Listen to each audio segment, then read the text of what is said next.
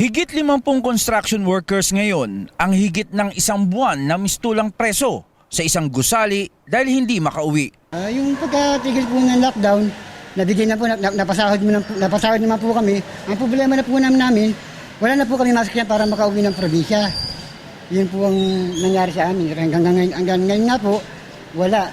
Dahil tigil ang kanilang pagtatrabaho sa isang condominium project na hindi kalayuan sa kanilang tinutuluyan, wala na rin silang kinikita ilang linggo na. Noong nakaraang linggo ay gumawa na sila ng karatula at nananawagan ng tulong sa mga nagdadaang motorista. Hindi, bali po yung ginawa po namin kasi yung una pong bigay po sa amin ng company po namin ng SMDC, medyo po talaga kinulang. Kaya napagkaisan po na naglagay kami ng karatulang ganyan, yun nga po, kahit paano meron kami natitim na konting pera na ibili ng pagkain, ganun. Tubong Leyte pa si Mang Ariel at anya ang higit niyang iniintindi ngayon ay ang kanyang pamilya sa probinsya na nagugutom na. Kaya gusto po namin makauwi na, katulad po ako, taga Leyte, ibang makasama ko, taga Mindanao. Isa po ang trabador, taga Leyte po na gusto ko naman po sanang umuwi sa pamilya ko kasi wala na rin po na kinakain. Pero kami naman po dito, okay naman po kami dito na nabibigyan po kami ng SMDC ng pagkain namin kahit po papaano. Ang inaano ko lang po, gusto ko na po sanang makauwi kasi yung pamilya ko, hindi ko alam kung ano po nangyayari, kung meron po sanang hindi lang po ng puso na matulungan po kami dito sa site. Gusto na po na sana namin uwi. Nang maglagay sila ng karatula ay napansin naman ang kanilang kalagayan at marami nang nagbigay sa kanila ng tulong. Maging ang pamahalaan lungsod ay mistulang kinupkup na sila. Aminado rin si Mang Ariel nang inaasahan talaga nila ay ang tulong na magmumula sa gobyerno. Ayun po ang hinihintay namin, yung sa DOLE. Pero sabi naman po ng PIC namin na ipasa na raw po sa DOLE, pero second bat daw po kami, hindi pa nangangalahati yung first bat. Hindi po namin alam kung kailan pa po yun. Siyempre, yun po ang namin. Yun po ang inaanong po namin sa DOLE. Pero naman po sa inyo na may matatanggap kayo? yun po ang sabi po sa amin ng PIC namin, sabi, may matatanggap kayo pero hindi namin alam kung kailan kasi hindi naman din ang company ang hahawak. Ipapadala yun sa inyo kasi sa Palawan tapos iaano yung number nyo, text kayo. Hindi namin kung hindi namin alam kung kailan pero naipasok na namin sa DOLE na. Si Rodolfo Magason, isa sa mga stranded na obrero, uwing-uwi na rin at anya, kaya naman niya maglakad hanggang San Pedro.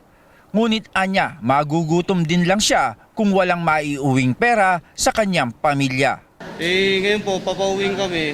Kasi kagahapon po, nahirapan po kami dahil high blood nga po ako dahil sabi ko, papauwi na lang tayo. Nalaman po namin sukat, bigyan po ng 8,000. Ngayon kami, papauwi na lang na parang itsapuera lang. Taga saan ka, sir? Taga San Pedro lang naman po ako. Yun po yung inaano namin. Uuwi kasi baka biglang magkabigla. Opo. Yun, ganun po yung inaantay po namin. Ayaw ko po umuwi kasi pag umuwi ako, gutom lang din. So yun talaga yung iniisa nyo. Ang dami po namin dito dati yung iba umuwi na ng Bicol. Nakaraman daw. Kami nga po sana yun, uuwi. Inandun po ako na bawal daw po ako umuwi kasi nahirapan nga ako huminga. High blood po talaga ako kahapon kasi nagkasagutan nga kami ng Sabi ko, yung budigero po. Sabi, pipirma ka ba? Uwi ka ba? Hindi. Sabi, ano bang papirma mo sa akin? Hindi ko naman alam kung ano papirmahan. Ayaw sa akin paliwanag. Doon ako na high blood na Sabi ko, papauwi na lang ng nalaman ko sa ibang kasama namin. Yung sa sukat, nabigyan na daw sa bilang site, nabigyan na ng ayuda. Galing daw saan? Sa DOLE daw na Ang ikinakatakot pa ni Rodolfo kapag nakauwi ay dumating ang hinihintay nilang tulong pinansyal.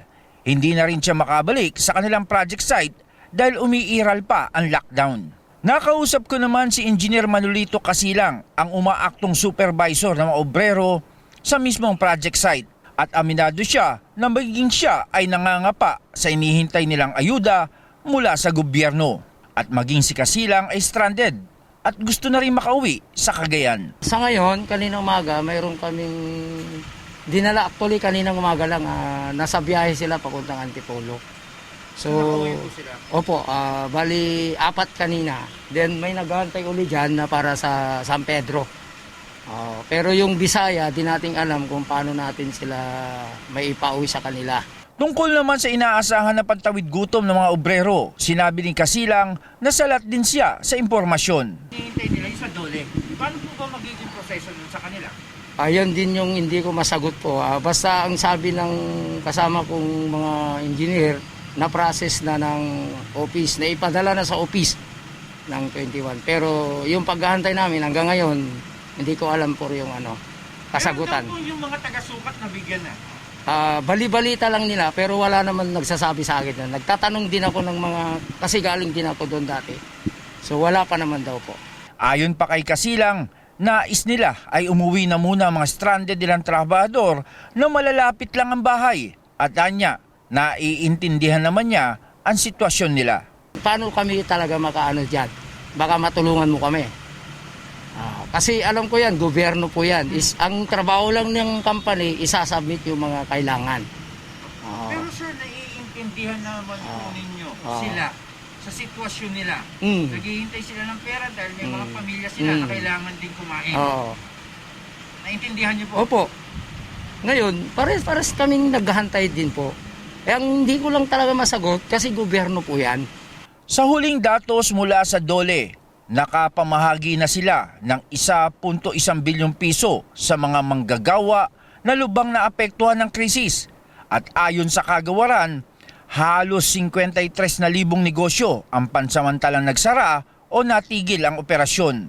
Tiniyak naman ni Kasilang na kapag nagsimula muli ang kanilang paggawa, makakabalik ang lahat ng kanilang trabahador at anya, ang hindi lang sigurado ay kung kailan ito mangyayari. Janice Cosio, Radio Inquirer, 990, Bayan nagtatanong, mamaya nag-uusisa.